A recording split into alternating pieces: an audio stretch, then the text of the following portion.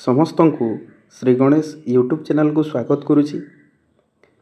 पुणी तुम मानक पई पिला माने आहुरी एक सुंदर विषय वस्तु नहीं कि आसीछि एवं आजिर विषय वस्तुटी होछि कलिंग युद्ध, जहाँकि 261 ख्रीष्टपूर्व रे संगठित होइथिला। आजिर एही वीडियो रे आमे जानिबा कलिंग युद्ध विषय रे। जे कलिंग युद्ध को लेकिन जहाँ भी तथ्य अच्छी पिला माने संपूर्ण रूपे जानिबा, ता सहित कलिंग युद्धर कारण माने कौन कौन थिला तार विषय रे भी यही वीडियो रे जानिबा। जेमति कि अनेक गुड़िए कारण दायी थिला कलिंग युद्ध पई। प्रथम कारण हैला राजनैतिक कारण, अर्थनैतिक कारण, ता सहित आहुरी कौन कौन कारण अच्छी देख पिला माने वाणिज्यगत कारण, आशु कारण बा नागमानंक द्वारा अशोकंक अलंकार अपहरण, धर्मगत कारण एवं शेष कारणटी होची कारुबाकी किंबदंती बा व्यक्तिगत कारण। एटे तुम व्यक्तिगत कारण भी लिखिपार, नहले कारुबाकी किंबदंती भी लिखिपार, सेमती आशु कारण भी लिखिपार, नहले तुम नागमानंक द्वारा अशोकंक अलंकार अपहरण मध्य लिखिपार। आजिर यही वीडियो रे आमे कलिंग युद्ध विषय जानिबा पिला माने, ता सहित कलिंग युद्धर ए जो मुख्य 6टी कारण अछि तार विषय रे जानिबा एवं जो कलिंग युद्धर फलाफल रहिला अन्य एक वीडियो रे आमे सही कलिंग युद्धर फलाफल विषय रे पढ़िबा। एठी पिला माने तमे माने 3टी फोटोचित्र देखि पारुथबो। जो प्रथम फोटोचित्रटी होची सम्राट अशोकंक पेंटिंग रो फोटोचित्र, ता सहित द्वितीय फोटोचित्रटी होची भारत मानचित्र रे कलिंग को दर्शाई दिया जायछि। मु मार्क कर दोछि पिला माने देखि पारथबो, एटा हला कलिंग बा हमर ओडिसा। तृतीय फोटोचित्रटी होची पिला माने मौर्य साम्राज्यर फोटोचित्र, जहाँकि 260 ख्रीष्टपूर्व मौर्य साम्राज्यर फोटोचित्र अटे। एठी मु मार्क कर दोछि पिला माने देख, एई टोटल एरियाटी होची मौर्य साम्राज्यर अंश 260 ख्रीष्टपूर्व रे। एठी देखि पारतो पिला माने अनेक गुड़िए फोटोचित्र दिया जायछि। जेमति कि प्रथम फोटोचित्रटी होची अशोकंक शिलालेख गुड़िक। अशोकंक शिलालेख भारतर विभिन्न स्थान रे देखिबाकू मिलिथाय एवं भारतर ओडिसा रे 2टी अशोकंक शिलालेख देखिबाकू मिलिथाय। मु मार्क करूछि पिला माने एठी देख, गोटी हैला धोली ठारे एवं आ गोटे हैला जौगढ़ ठारे। 2 नंबर फोटोचित्रटी देख पिला माने, एही फोटोचित्रटी होसी दया नदीर एवं एही दया नदी कूल रे ही कलिंग युद्ध संगठित होइतिला एवं कलिंग युद्ध रे एही दया नदी लोकंकर रक्त रे लाल हो जाइतिला। एठी जो 3 नंबर फोटोचित्र अछि पिला माने देखि परथबो, 3 नंबर फोटोचित्रटी होची मगधर फोटोचित्र। ए भारत मानचित्र रे जो लाल कलर रे दर्शाई दिया जायछि, एटा हला मगधर अंश। एवं तले जो 4 नंबर फोटोचित्रटी अछि पिला माने देख, ए 4 नंबर फोटोचित्रटी होची त्रयोदश शिलालेख रो फोटोचित्र बा रॉक एडिट 13 रो फोटोचित्र एवं एही त्रयोदश शिलालेख रुही आमे जानी पारि थाउ कलिंग युद्ध विषय रे। एवं एही त्रयोदश शिलालेख पाकिस्तान रो शाहबाज गढ़ी ठारे अवस्थित। सबुठु ऊपर राइट साइड रे जो फोटोचित्रटी अछि शाहबाज गढ़ी रो लोकेशन टी को दर्शाई दिया जायछि। देख पिला माने एठी मु मार्क करछि, देख लाहौर, तापर अछि काबुल। लाहौर एवं काबुल मध्य रे ही अछि कोन तुमर पाकिस्तान रो शाहबाज गढ़ी एवं एही त्रयोदश शिलालेख शाहबाज गढ़ी ठारे ही उपस्थित अछि एवं एही त्रयोदश शिलालेख रु ही आमे कलिंग युद्ध विषय रे जानि थाउ। एबे आमे जानिबा पिला माने कलिंग युद्ध विषय रे एवं वर्तमान आमे जहाँ आलोचना करिबा परीक्षा रे तुमर 1 मार्क रो प्रश्न पड़ी थाय पिला माने। जे प्रथम कथा हैला कलिंग युद्ध होची अशोकंक एकमात्र युद्ध। एहा पूर्वरु अशोक कोनोसी युद्ध रे अंशग्रहण करि नथिले। कलिंग युद्ध होची अशोकंक एकमात्र युद्ध एवं एही कलिंग युद्ध 261 ख्रीष्टपूर्व रे संगठित होइतिला। 273 ख्रीष्टपूर्व रे अशोक मगधर सिंहासन आरोहण करथिले। से तांकर अनेस्पद भाई को हत्या कर देथिले एवं एही अनेस्पद भाई को हत्या करथिबार तथ्य आमे पाई थाउ बौद्ध ग्रंथ दीपवंश ठारू। एवं अशोक सिंहासन आरोहण करिबा परे से भ्रातृ विवाद रे दीर्घ 4 वर्ष लिप्त रहिथिले एवं 200 ଅଣସ୍ତୁରି ଖ୍ରୀଷ୍ଟପୂର୍ବରେ ଅଶୋକ ତାଙ୍କର ଅଭିଷେକ ଉତ୍ସବ ପାଳନ କରିଥିଲେ ଏବଂ ଅଶୋକ ସିଂହାସନ ଆରୋହଣ କରିବାର 8 ବର୍ଷ ପରେ ହିଁ ଏହି କଳିଙ୍ଗ ଯୁଦ୍ଧ ସଂଗଠିତ ହୋଇଥିଲା। ପିଲାମାନେ ଏହି 8 ବର୍ଷ ପରୀକ୍ଷାରେ ପ୍ରଶ୍ନ ପଡ଼େ ଯେ ଅଶୋକ ସିଂହାସନ ଆରୋହଣ କରିବାର କେତେ ବର୍ଷ ପରେ ହିଁ କଳିଙ୍ଗ ଯୁଦ୍ଧ ହୋଇଥିଲା ବା ଅଶୋକ ତାଙ୍କର ଅଭିଷେକ ଉତ୍ସବ ପାଳନ କରିବାର କେତେ ବର୍ଷ ପରେ କଳିଙ୍ଗ ଯୁଦ୍ଧ ହୋଇଥିଲା ବୋଲି। ଅଶୋକ ତାଙ୍କର ଅଭିଷେକ ଉତ୍ସବ ପାଳନ କରିବାର 8 ବର୍ଷ ପରେ ହିଁ କଳିଙ୍ଗ ଯୁଦ୍ଧ ସଂଗଠିତ ହୋଇଥିଲା। ପୁଣି ପରୀକ୍ଷାରେ ପ୍ରଶ୍ନ ଆସେ ପିଲାମାନେ କେଉଁ ଉପାଦାନରୁ ଆମେ କଳିଙ୍ଗ ଯୁଦ୍ଧ ବିଷୟରେ ଜାଣିଥାଉ? ପାକିସ୍ତାନରେ ଅବସ୍ଥିତ ଶାହବାଜ ଗଡ଼ିଠାରୁ ଯେଉଁ ତ୍ରୟୋଦଶ ଶିଳାଲେଖ ମିଳିଥିଲା ସେହି ତ୍ରୟୋଦଶ ଶିଳାଲେଖ ଉପାଦାନରୁ ହିଁ ଆମେ କଳିଙ୍ଗ ଯୁଦ୍ଧ ବିଷୟରେ ଜାଣିଥାଉ ଏବଂ ଏହି ତ୍ରୟୋଦଶ ଶିଳାଲେଖ କାହାର ଥିଲା ପିଲାମାନେ? ଅଶୋକଙ୍କର ଥିଲା ଏବଂ ଏହି କଳିଙ୍ଗ ଯୁଦ୍ଧ ଭୁବନେଶ୍ୱରରେ ଅବସ୍ଥିତ ଦୟା ନଦୀ କୂଳରେ ହିଁ ସଂଗଠିତ ହୋଇଥିଲା। କଳିଙ୍ଗ ଯୁଦ୍ଧରେ ନିହତ ହୋଇଥିଲେ 1 ଲକ୍ଷ ଲୋକ ଏବଂ କଳିଙ୍ଗ ଯୁଦ୍ଧରେ ବନ୍ଦୀ ଏବଂ ଆହତ ହୋଇଥିଲେ 1,50,000 ଲୋକ ଏବଂ କଳିଙ୍ଗ ଯୁଦ୍ଧରେ ବିଜୟ ଲାଭ କରିଥିଲେ ଅଶୋକ ଏବଂ କଳିଙ୍ଗ ଯୁଦ୍ଧରେ ପରାଜୟ ବରଣ ସ୍ୱୀକାର କରିଥିଲା କଳିଙ୍ଗ।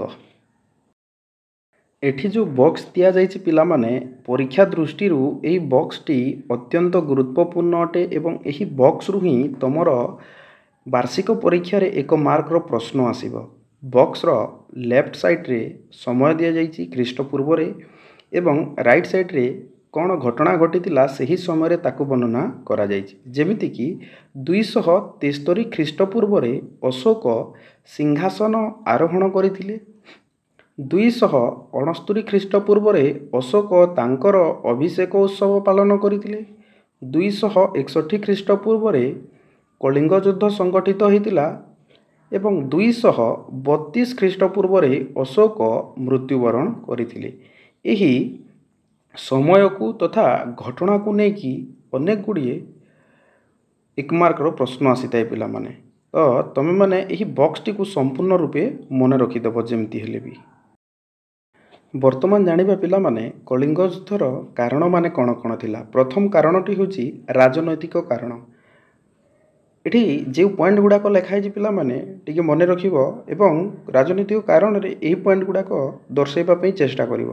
ପ୍ରଥମ କଥା ହେଲା ମଗଧ ସୀମାରେ ଅବସ୍ଥିତ ଥିଲା କଳିଙ୍ଗ। ମଗଧର ସୀମାରେ ହିଁ ଅବସ୍ଥିତ ଥିଲା କଳିଙ୍ଗ। କଳିଙ୍ଗ ଚୋଳ ରାଷ୍ଟ୍ର ସହ ମିଶି ଶକ୍ତିଶାଳୀ ହୋଇଯାଉଥିଲା। ଏଠି ଯେଉଁ ଫଟୋଚିତ୍ର ଦିଆହେଇଛି ସବୁଠୁ ତଳେ ଫଟୋଚିତ୍ର ଯେଉଁ ଦିଆହେଇଛି ଦେଖ ପିଲାମାନେ ଏଇଟା ହେଲା ଚୋଳ ରାଷ୍ଟ୍ର। ଏହି ଚୋଳ ରାଷ୍ଟ୍ର ସହିତ ମିଶିକି କଳିଙ୍ଗ କ'ଣ ହୋଇଯାଉଥିଲା ଦିନକୁ ଦିନ ଶକ୍ତିଶାଳୀ ହୋଇଯାଉଥିଲା ଏବଂ କଳିଙ୍ଗ ବିପଦ ହୋଇଯାଉଥିଲା କାହା ପାଇଁ? ମଗଧ ପାଇଁ। ତେଣୁକରି ଅଶୋକ ଆକ୍ରମଣ କରିଥିଲେ କଳିଙ୍ଗକୁ। ମୌର୍ଯ୍ୟ ସାମ୍ରାଜ୍ୟଭୁକ୍ତ କରିବା ପାଇଁ ଚାହିଁଥିଲେ। ଅଶୋକ କଳିଙ୍ଗକୁ ମୌର୍ଯ୍ୟ ସାମ୍ରାଜ୍ୟଭୁକ୍ତ କରିବାକୁ ଚାହିଁଥିଲେ ବା ମୌର୍ଯ୍ୟ ସାମ୍ରାଜ୍ୟରେ କଳିଙ୍ଗକୁ ମିଶାଇବା ପାଇଁ ଚାହିଁଥିଲେ। ତେଣୁକରି ସେ ଆକ୍ରମଣ କରିଥିଲେ କଳିଙ୍ଗକୁ। ନେକ୍ସଟ ହେଉଛି ପିଲାମାନେ ନେକ୍ସଟ ରାଜନୈତିକ କାରଣ ହେଉଛି କଳିଙ୍ଗ ଏକ ଅବିଜିତ ରାଷ୍ଟ୍ର ଥିଲା। କଳିଙ୍ଗକୁ ଏହା ପୂର୍ବରୁ କଳିଙ୍ଗ ଯୁଦ୍ଧ ପୂର୍ବରୁ କେହି କେବେ ଆକ୍ରମଣ କରି ବିଜୟ କରିନଥିଲେ। ତ ତେଣୁକରି ଅଶୋକ କଳିଙ୍ଗକୁ ଆକ୍ରମଣ କରି ଜିତିବାକୁ ଚାହିଁଥିଲେ। ତେଣୁକରି ସେ ଆକ୍ରମଣ କରିଥିଲେ। ନେକ୍ସଟ ହେଉଛି ପିଲାମାନେ କଳିଙ୍ଗ ଏକ ସ୍ୱାଧୀନ ରାଷ୍ଟ୍ର ଥିଲା। କଳିଙ୍ଗକୁ କେବେ କେହି ଶାସନ କରିନଥିଲେ। କଳିଙ୍ଗ ଏକ ସ୍ୱାଧୀନ ରାଷ୍ଟ୍ର ଥିଲା ସେହି ସମୟରେ। ତେଣୁକରି ଅଶୋକ କଳିଙ୍ଗକୁ ଆକ୍ରମଣ କରିଥିଲେ ଏବଂ ତାଙ୍କର ସାମ୍ରାଜ୍ୟଭୁକ୍ତ କରିବା ପାଇଁ ଚାହିଁଥିଲେ। ଅଶୋକ ଅଖଣ୍ଡ ଭାରତର ଅଧିକାରୀ ହେବା ପାଇଁ ଚାହିଁଥିଲେ। ଅଶୋକ ସର୍ବଦା ଚାହୁଁଥିଲେ ଯେ ଅଖଣ୍ଡ ବା ସର୍ବ ଭାରତରେ ସେ ଶାସନ କରିବା ପାଇଁ ଚାହୁଁଥିଲେ ଏବଂ ସେହି ସମୟରେ କଳିଙ୍ଗ ଏକ ସ୍ୱାଧୀନ ରାଷ୍ଟ୍ର ଥିଲା। ତାକୁ ଯଦି ସେ ତାଙ୍କ ସାମ୍ରାଜ୍ୟରେ ମିଶାଇ ଦେବେ ତାହେଲେ ସେ ଅଖଣ୍ଡ ଭାରତର ଅଧିକାରୀ ହୋଇଯିବେ। ତେଣୁକରି ସେ ଆକ୍ରମଣ କରିଥିଲେ କଳିଙ୍ଗକୁ। ଏବଂ ଶେଷ ହେଉଛି ପିଲାମାନେ ସ୍ୱାଧୀନ କଳିଙ୍ଗର ଅବସ୍ଥିତି। କଳିଙ୍ଗ ଯେଉଁ ସ୍ଥାନରେ ଅବସ୍ଥାନ କରୁଥିଲା ତାହା ମଗଧ ପାଇଁ ଅନେକ କାରଣ ଅନୁସାରେ ବିପଦ ସୃଷ୍ଟି କରୁଥିଲା। ମଗଧ ତା'ର ବାଣିଜ୍ୟ କାରବାର କରିବା ପାଇଁ ଯେମିତିକି ସମ୍ପୂର୍ଣ୍ଣ ରୂପେ କଳିଙ୍ଗ ଉପରେ ନିର୍ଭରଶୀଳ ଥିଲା। ତେଣୁକରି କଳିଙ୍ଗକୁ ଅଶୋକ ଆକ୍ରମଣ କରିଥିଲେ। ଏହା ହିଁ ଥିଲା ଅଶୋକଙ୍କର ରାଜନୈତିକ କାରଣ କଳିଙ୍ଗକୁ ଆକ୍ରମଣ କରିବା ପାଇଁ। ଦ୍ୱିତୀୟ କାରଣଟି ହେଉଛି କଳିଙ୍ଗ ଯୁଦ୍ଧର ଅର୍ଥନୈତିକ କାରଣ। ପିଲାମାନେ ଯେତେବେଳେ କଳିଙ୍ଗ ନୌସେନାରେ ଶକ୍ତିଶାଳୀ ଥିଲା ସେହି ସମୟରେ ମଗଧର ନୌସେନା ନଥିଲା ପିଲାମାନେ। ତେଣୁକରି ମଗଧ କ୍ଷୁବ୍ଧ ହୋଇଯାଇଥିଲା କଳିଙ୍ଗକୁ ଆକ୍ରମଣ କରିବା ପାଇଁ। ଏବଂ ଯେତେବେଳେ କଳିଙ୍ଗ ନୌ ବାଣିଜ୍ୟ କରୁଥିଲା ଜାଭା, ବାଲି, ମାଳୟ ଇତ୍ୟାଦି ପୂର୍ବ ଏସୀୟ ରାଷ୍ଟ୍ରମାନଙ୍କ ସହିତ, ସେତେବେଳେ ମଗଧ କଳିଙ୍ଗ ଉପରେ ନିର୍ଭର କରୁଥିଲା ତାର ବାଣିଜ୍ୟ କାରବାର ପାଇଁ। ଏବଂ ସେହି ସମୟରେ କଳିଙ୍ଗ ଦରିଆ ପାରି ବାଣିଜ୍ୟ ବ୍ୟବସ୍ଥା ତାର ଥିଲା, କିନ୍ତୁ ମଗଧର ଦରିଆ ପାରି ବାଣିଜ୍ୟ ବ୍ୟବସ୍ଥା ନଥିଲା। ଯଦି ମଗଧ ବାଣିଜ୍ୟ କାରବାର କରିବ ତାହେଲେ କଳିଙ୍ଗକୁ ଅତିକ୍ରମ କରିକି ହିଁ ତାକୁ ବାଣିଜ୍ୟ କାରବାର କରିବାକୁ ପଡ଼ୁଥିଲା। ଏବଂ ଅର୍ଥନୈତିକ ଦୃଷ୍ଟିରୁ କଳିଙ୍ଗ ବହୁତ ଉନ୍ନତ ଧରଣର ଥିଲା ମଗଧ ଅପେକ୍ଷା। ତେଣୁକରି ପିଲାମାନେ ଅଶୋକ କ୍ଷୁବ୍ଧ ହୋଇକି କଳିଙ୍ଗକୁ ଆକ୍ରମଣ କରିଥିଲେ। ପିଲାମାନେ ତୁମେମାନେ ଏଠି ଯେଉଁ ଫଟୋ ଚିତ୍ର ଦିଆଯାଇଛି ଦେଖିପାରୁଥିବ କଳିଙ୍ଗର ବାଣିଜ୍ୟ ପଥ ସମ୍ପର୍କରେ କେଉଁ କେଉଁ ଦେଶ ସହିତ ସେହି ସମୟରେ କଳିଙ୍ଗ ବାଣିଜ୍ୟ ସମ୍ପର୍କ ସ୍ଥାପନ କରିଥିଲା। ଏଠି ଯେଉଁ ମୁଁ ମାର୍କ କରୁଛି ଦେଖିପାରୁଥିବ ପିଲାମାନେ, ଏଇଟା ହେଲା କଳିଙ୍ଗ, ଏଇଟା ହେଲା ପିଲାମାନେ ସିଲୋନ ବା ଯାହାକୁ ଆମେ ବର୍ତ୍ତମାନ କହୁଛୁ ଶ୍ରୀଲଙ୍କା, ଏଇଟା ହେଲା ତୁମର ସୁମାତ୍ରା, ଜାଭା, ବାଲି, ମାଲୟ। ଏହି ସାଉଥ ଇଷ୍ଟ ଏସିଆ ଦକ୍ଷିଣ ପୂର୍ବ ଏସୀୟ ରାଷ୍ଟ୍ରମାନଙ୍କ ସହିତ କଳିଙ୍ଗ ବାଣିଜ୍ୟ କାରବାର କରୁଥିଲା। ଯେତେବେଳେ ମଗଧ ଗୋଟେ ଲ୍ୟାଣ୍ଡଲକ୍ କଣ୍ଟ୍ରି ଥିଲା ବା ଲ୍ୟାଣ୍ଡଲକ୍ ରାଜ୍ୟ ଥିଲା, ସେ ବାଣିଜ୍ୟ କାରବାର ପାଇଁ ଟୋଟାଲି କଳିଙ୍ଗ ଉପରେ ନିର୍ଭର କରୁଥିଲା। ତେଣୁକରି ସେ ଆକ୍ରମଣ କରିଥିଲା କଳିଙ୍ଗ ଉପରେ। କଳିଙ୍ଗ ଯୁଦ୍ଧର ପରବର୍ତ୍ତୀ କାରଣ ହେଉଛି ବାଣିଜ୍ୟଗତ କାରଣ। କଳିଙ୍ଗର ଅର୍ଥନୀତି ସମୃଦ୍ଧ ଥିଲା ମଗଧ ଅପେକ୍ଷା। ମଗଧର ବାଣିଜ୍ୟ କ୍ଷେତ୍ରରେ ପ୍ରବଳ ପ୍ରତିଦ୍ୱନ୍ଦ୍ୱୀ ଥିଲା କଳିଙ୍ଗ।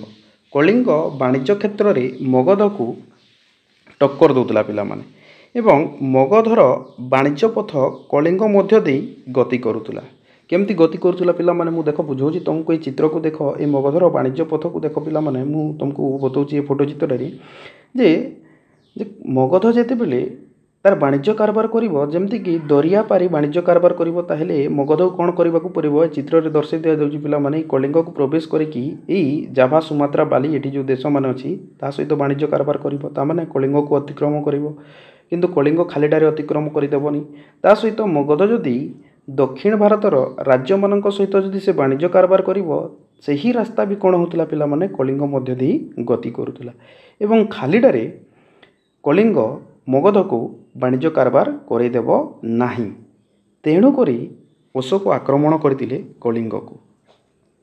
ନେକ୍ସଟ ହେଉଛି ପିଲାମାନେ ମଗଧର ବାଣିଜ୍ୟ ବାଧା ପ୍ରାପ୍ତ ହେଉଥିଲା। ଏହି କଳିଙ୍ଗର ଅବସ୍ଥାନ ଏମିତିକା ଜାଗାରେ ଥିଲା ପିଲାମାନେ ଯେ ମଗଧ ତାର ବାଣିଜ୍ୟ କାରବାର କରିପାରୁନଥିଲା ସୁରୁଖୁରୁରେ। ତାର ବାଣିଜ୍ୟ କାରବାର ବାଧାପ୍ରାପ୍ତ ହୋଇଯାଉଥିଲା। ଦିନକୁ ଦିନ କଳିଙ୍ଗ ଧନୀ ରାଷ୍ଟ୍ରରେ ପରିଣତ ହୋଇଯାଉଥିଲା, କିନ୍ତୁ ମଗଧ ଯେଉଁ ହିସାବରେ ଥିଲା ସେମିତି ହିଁ ରହିଯାଉଥିଲା। ତେଣୁକରି ଅଶୋକ ଆକ୍ରମଣ କଲେ କଳିଙ୍ଗକୁ।